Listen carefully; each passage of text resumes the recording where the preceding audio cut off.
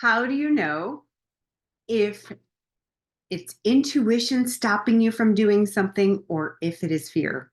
That's what we're going to dive into on this episode of Irresistible You Ignite Your Passion and Purpose. I am your host, Karen Seltz. So excited to be back with you. I missed a week. I was at an amazing mastermind retreat meeting with my business coach and I think about 200 other entrepreneurs. And it was pretty amazing. I also had a birthday last Friday, so that was really nice. This group of 200, I don't know how many people, 200 something people saying me happy birthday, which was so heartwarming. Believe it or not, that is my very favorite present. Like when people actually call me and sing me happy birthday, or in person, they sing me happy birthday. I just love that. It just feels so special and I feel so seen. I know a lot of people hate it. They hate that type of attention, but I don't know, there's something about it. Even when people have really bad singing voices, I find it even more endearing then because it's more vulnerable for them. I don't know if that makes any sense, but it does to me. So let's get onto this topic of fear or intuition. So have you ever had that where you're like, oh, I really should, or it would help my business or would help my career or my relationship if I did this thing? And then you get this feeling that is like, oh, no, no, it's definitely a no in my body. And my intuition is always right. I'm going to follow my intuition. Well, I've had that on so many occasions. And I use logic and reason to talk myself out of doing things that would have been good to have done. Now, what does that mean? It means I love this example of hot yoga because I do that a lot. And it is really, really hot. It's really uncomfortable in these rooms. So the traditional setting is 105 degrees, 40 to 50% humidity. And the traditional Bikram yoga series is 90 minutes long, that class. So, of course, it is super duper uncomfortable. And sometimes I don't want to go. And sometimes when I'm in the class, every part of me wants to run the heck out of there. Like, get me out of here. I'm not going to survive. And it really feels like that. But I've done it now so many times that I know that feeling. I know when it's coming up. I'm pushing up against some kind of upper limit, some kind of edge. And when I just lean into that, I can get past it. And when I finish a class that's difficult for me, I feel so good about myself. I'm like, yes, I did it. And I pat myself on the back. And there's a very interesting statistic on marathon runners, and it has to do with commitment and intention. And also our survival brain. What happens, every single marathon runner that you will ever talk to talks about hitting the wall. And it's usually around mile 19 or 20 where they feel like there is nothing left in the tank. There is absolutely no way I can run another 6 or 7 miles, nothing left in the tank. The research shows that at that point, when they hit that proverbial wall, like I'm done, I'm done, they still have, are you ready for this? 40% left in their tank, 40% left in reserve. But the mind is so good at ensuring your survival, or else you wouldn't be here, that it tricks us into thinking, oh my gosh, if you do another step, if you take 2 more steps, 1 more step, you are going to die. You're going to collapse. Your organs are going to fail. You're going to die. So how many of you have ever experienced that? I'm sure you have at some point or another.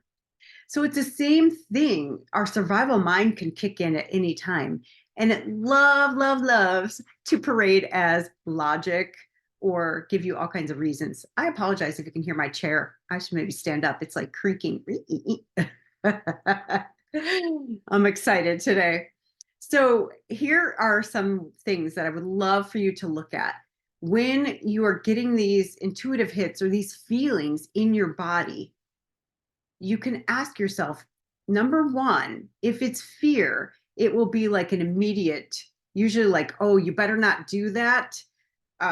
And there will be fear involved, like you will feel afraid. And you know what that feels like, right? Your heart starts racing, your palms start sweating, your face might turn white because all of the blood has gone to your legs so you can run. That's very, very common for fear. Intuition, if you get a hit to not do something, it's really interesting. It actually will tell you do something else instead, usually. Like instead of turning, you're walking down the street and you're walking in a dark alley, instead of it saying stop, like turn around, or that's not a good idea. Instead of it saying don't walk that way, it'll say turn right or turn around. It gives you another action to do instead of just don't do that.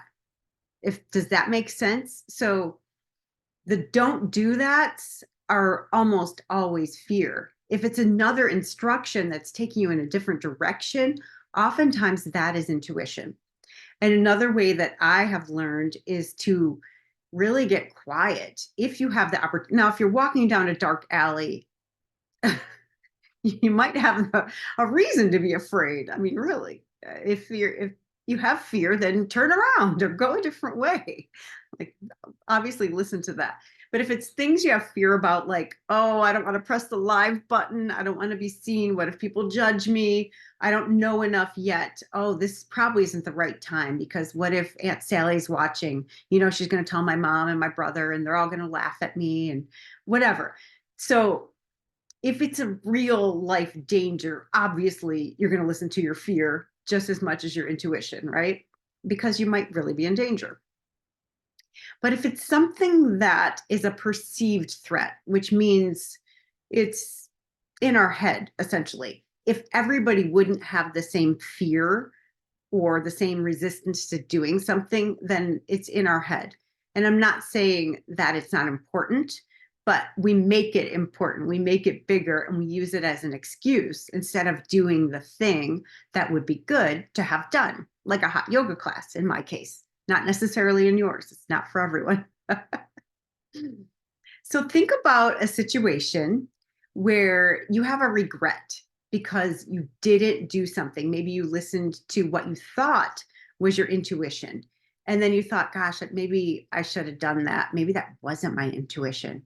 Well, there it is for you. There's your sign. So if you look back at the things you didn't do because you thought it was your intuition, are you happy that you didn't do them? Or do you wish you had? And then do you have an opportunity to exercise that same muscle right now? Can you create an opportunity to exercise that same muscle now or this week? Then I recommend you do that, because the only way to teach your subconscious mind that it is safe, that you are safe, that you will survive doing something that you haven't done before, is to do it.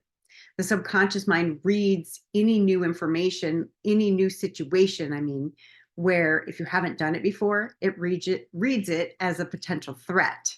So if you haven't gone live on Facebook before, it's going to say, bring up all this resistance and all this fear of judgment. And we all have it, every single one of us, to some degree. Now, do people that go live all the time have it a lot less? Yeah. Do people get to the point where they don't really care anymore? Yep, absolutely. But it takes practice.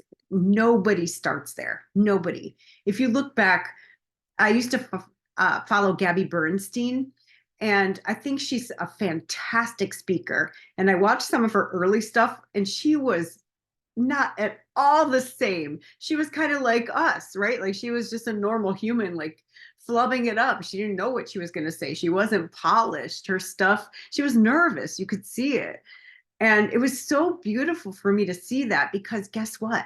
She was doing it anyway. She was doing it messy because she believed in what she was doing. She had a message and she was doing it.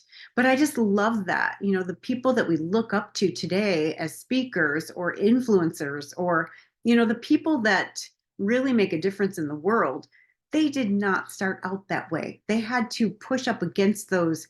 Some people are in the back of the stage throwing up, they wipe it off, and then they go on stage and they serve. And that's what it takes. Some people still have those type of nerves. You would never know it, based on how they show up on stage. But some people never get over it, but they still have the heart of a servant. So if you are here to serve people and you have a mission and a vision and a purpose, and there's this little gnawing voice in the back of your head, or maybe a big loud one in the front of your head saying, no, don't do it. They're going to judge you. You're not ready. You don't know enough. You're not perfect. You need to lose 5 pounds first. You need to get some Botox, whatever the hell it is. I invite you to say, not today. Not today. You're not getting me. And pray. Like, just ask God for strength, or whoever the heck you pray to. Like, speak through me.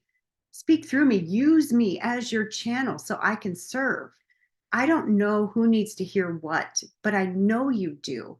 So use me. I am here and I'm available. And when I personally do that, I don't give a crap what people think about me. I don't. I just say the words that come through me, and I'm not attached to how people receive them. And sometimes it's not the way I would have liked, right? Sometimes it's like, oh, I get a comment. I'm like, oh, okay. But I've been doing this long enough to know that anytime somebody has a reaction to me or a response, whatever it is, that it's either an extension of love. So if they're saying, gosh, I really resonated with what you said, and whatever, it's an extension of love, right? Or it's a call for love. If they're saying, you don't know what the heck you're talking about, you're a fraud, you should go back to whatever. Or did you ever see Brene Brown or hear Brene Brown talk about, after her TEDx talk or TED talk that went viral, the comments were so mean. People were saying like she was frumpy, or I don't know, all kinds of things about her looks. And it was awful.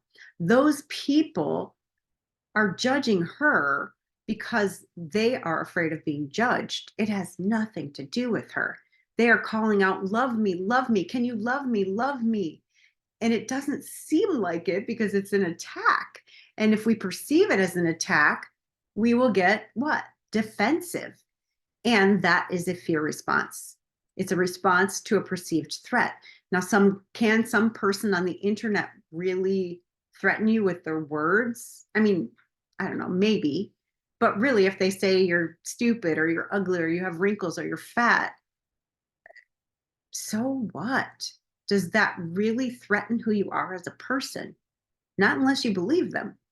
And that's the issue, like most of us do. So if I say to you, you're such a purple frog, you'd be like, okay, Karen, whatever, like, what are you smoking, right? Like, it wouldn't stick to you. But if I say to you, you're selfish or you're fat or you're ugly, you'd be like, ouch, how could you say that? Because some part of you believes those other things. If they sting, some part of you believes them. If they don't, you're like, whatever. Like, if people say that to me, I'm like, yeah, so like, so what? So what? I'm not perfect. I'm happy with who I am. And I can love you exactly as you are too. Even if you're saying words that are intended to be hurtful to me, I can see that as, it's almost like a little child that's acting up. And if you can start to see people who are tantruming, adults that are tantruming, especially on the internet behind the keys, like they're so anonymous, right? Like they can say whatever they want without any consequences, really, except to themselves. There are consequences because whatever you put out, you're saying it to yourself. So when you complain about somebody else, it's really a subconscious belief that you have about yourself because there's nothing outside of you. So if you're on somebody's Instagram, you're like, oh, you're stupid. Well, then you believe that about you. You believe it about yourself, not about that person. That's the whole basis of projection. It's like we throw things out that we don't feel are acceptable about us. We put them out on other people. But if you ever want to know what you really believe about yourself in your subconscious mind, look at what your thoughts are about other people, what your words are about other people, what do you complain about? I mean, these are all really good clues. And then do your best to not judge yourself or beat yourself up for thinking that, because for me, it's just information like, oh, I didn't know I still had that. I'm like, okay, I got some work to do, right? It's just a beautiful, I don't know, it's like a beautiful self-love practice or self-compassion that you can love yourself even when you're being shitty. Because we're all shitty sometimes. Like we all have judgment. I remember I took a stand-up comedy class 100 years ago. Yeah, I'm that old. I know. Um, and the the teacher of the stand-up comedy class taught us about the biggest cause of stage fright is being judgmental. I'm like, well, I won't have any stage fright. I'm not judgmental at all. This is hilarious. This is like a cosmic joke. So I left the parking lot, and of course, I encounter a bad driver, like, which is a judgment, right? Somebody cut me off, and I'm like, "How could you be so selfish?" And like I have a life. You could have killed me. You're like, whatever. I had all these judgments come up, and I'm like, oh, I see. So what are my judgments about that person? Selfish. One that was my biggest trigger word. If someone called me selfish, I was like in pain. Like, yeah, that one hurt me. It was like cutting me. But that was my first thing. Like, what a selfish thing to do, like to cut somebody off, to not care about their life. So take a look at those things. Like, where are you judging people? Almost like behind the curtain, like where you're not showing people that you're that kind of person. That's really fun to see. I'm like, oh man, all these layers of denial. I find it hilarious now. I didn't find it so funny back then. I mean, like I said, it was 100 years ago. So a lot's changed since then. But I still have it. I mean, I still find myself judging people, and I'm like, I'm just nicer to myself about it now, if that makes sense. Because back then I had this perception that I was not judgmental. Like I was above that, right? Above that. I've done so much work. I no longer judge. That's hilarious, right? And now I'm like, yep. Oh yeah, I was judging. I could say it to people, man, I was judging you. You reminded me of my mom, and I was judging you, and you deserve better. And then I look at what are the characteristics that I judged in that person that I don't want to look at in myself. And can I find those lovable? Can I welcome those pieces that I've rejected? Can I welcome them back in? Because that's the only way to restore your wholeness, is to take all those fractured pieces that you've pushed out onto other people and bring them back home. And I talk about this sometimes. I'll be like, come on in, little bitch. I got you. I love you. Oh, I love you when you're a bitch. Like, the words that trigger you, like bring them in and have fun with it. Because I mean, the alternative is to resist them. And the more you resist it, the more you're paying attention to it. And where your attention goes, your energy flows. So you're feeding it. Whatever you're resisting, you're feeding it, and you're going to see it everywhere until you're like, okay, I get the message. You ever hear the parable? I don't know what it's called, the moral of the story kind of thing. Like, if you don't get the message, first God throws a pebble. And if you still don't get the message, God throws a rock. And if you don't get it, you get the boulder. And so many of us, especially me, man, am I dense. Like, I have had to learn lessons. They had to be so loud before I'm like, okay, I get it. Like, and when you can start to play with it and have some fun, lighten up, you are inviting spirit in, and you're creating a space for your intuition to be alive and well.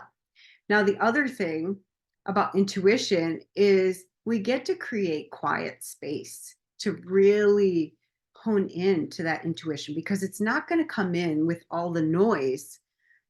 It's just not. Like, when you're hearing the voice of ego, it's like shouting, it's loud and it's intense, until you learn to quiet the mind, which takes practice. Sometimes it takes years to develop a practice where you might not have any thoughts for a few seconds. Like I said, a few seconds. And a lot of people think the goal of meditation is to clear your mind. And yes, maybe for advanced meditators or monks or whatever, but if you're just starting out, it's really to notice the thoughts and not attach to them, and just let them pass.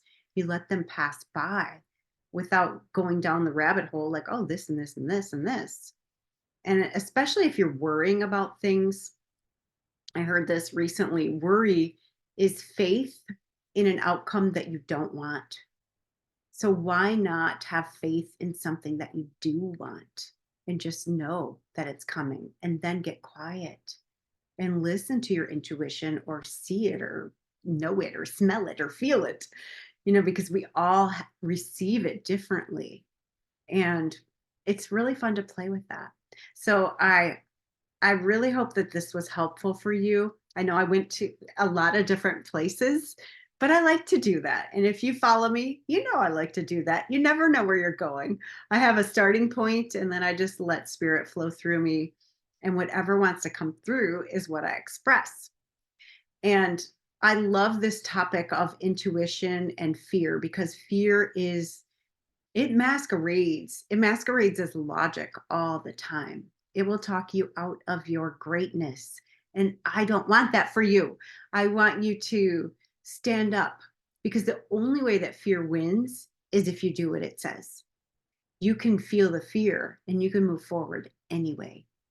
And you can acknowledge the fear, like, I feel fear and I'm going to do it anyway. And that, my friends, is courage. Courage is action in the face of fear. So, what is that thing that you've been avoiding, that you're afraid to do, that will really move you forward, either spiritually, emotionally, mentally, physically, in your career, in your relationship? Maybe you've been avoiding having a hard conversation. Oh, I got to tell you guys this is good. So I met this woman at this retreat that I was at, and she was beautiful. She's a doctor and she's successful. And I'm talking to her, and all of a sudden my imposter syndrome starts coming up. And I said something to her, and I'm like, oh, gosh, I can't believe I said that. That was kind of like attacking her language, like noticing her language and making it wrong, and proving that I knew more about this topic than she did. And I'm like, oh my gosh. So it's always, stuff's always there. It's like new level, new devil. So I was busy for a few days doing something else. And then I'm like, okay, but it was in the back of my mind. Like, I need to reach out to her because it's bugging me that I did that. And we had this woman there who studies the psychology of the voice. And one of the voice masks, she calls them, is the need to prove. And boy, there it was. Like, I felt like this woman was beautiful. She was younger than me, prettier than me, more successful. And I'm like, oh, I got to prove I'm successful. I'm not a doctor, right? I got to prove I know something or I have some value. So I actually reached out to her and left her a message. And I said, I'm so sorry that I attacked your language. I was feeling like an imposter because you're beautiful, you're successful, and I wanted to prove that I had something of value to contribute to the conversation. And I apologized to her. And in the past, I never would have done that. I would have let it eat at me, and I would have let it degrade my confidence and my sense of integrity and my sense of worthiness, that I do have something of value. I don't have to prove it. Something came up in the moment. And if somebody came to me and said that, I'd be like, wow, that person is so courageous. That took a lot of guts. Most people would ignore that. They would have just swept it under the rug and thought, well, I'll never see her again. Or, there's 400 people in my coaching group, right? Like, but I know better. I know that under the surface, that will degrade so much about me. It's just not serving me. It's not serving the world. It's not what I'm here for. It's not in alignment with my values. So I did the courageous thing and I apologized. I owned up to what I did. And I feel really good about that. And I'm not attached to her response. So what is something you've been avoiding that you could just take care of? Because all those little things are running in your subconscious mind below your level of awareness, and they're taking up energy that you could be using to create something, energy that you could be using to serve or to build or to heal your body, whatever it is that you really want. So I invite you to do one of those. Just check it off and, like, yes, you can do the superwoman pose, hands on the hips, feet spread apart, and then just do the thing, because If you keep avoiding something over and over, you are teaching your subconscious mind that that thing is so dangerous and is to be avoided at all costs. And you're meant for more than that. You got this. Thank you so much for watching Irresistible. You Ignite Your Passion and Purpose. I'm Karen. I will see you next time. Mwah.